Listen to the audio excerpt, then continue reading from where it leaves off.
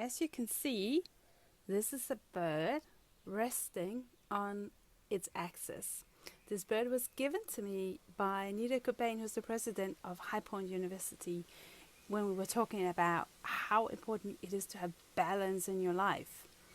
So it's a little windy outside, so the bird is blown around.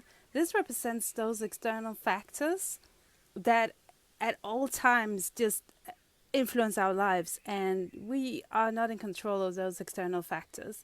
What we are in control of are how we react to them. So sometimes we get blown around on our axis, we get blown up and down, and sometimes we actually fall off our axis. Now, the difference between successful people and people with less success is what they do when they fall off their axis. Now, successful people dust themselves off, pick themselves up, and get going again. Sometimes they go around in circles a little bit.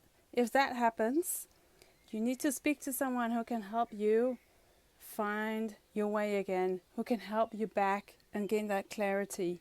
And that's what goal setting is about. And that's what we do as coaches. We help you set your goals and find your way, get that clarity, and regain your focus. Focus is everything. Habits is everything. With focus on habits, you can create balance. I also want to talk to you very quickly about how to create that resilience that this represents, that balance of the bird. So the resilience is something that you can develop. And again, that's all through habits.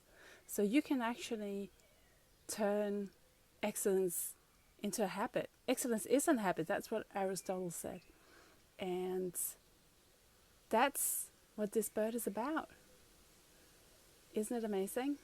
I keep this on my desk to remind myself of what Nido told me, that I'm in control of my life.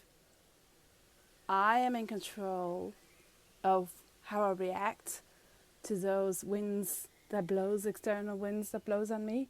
And I'm also responsible for developing the sturdiness and building the axis that I rest on. So that's the story of Nido's bird. And I hope you find it really valuable too.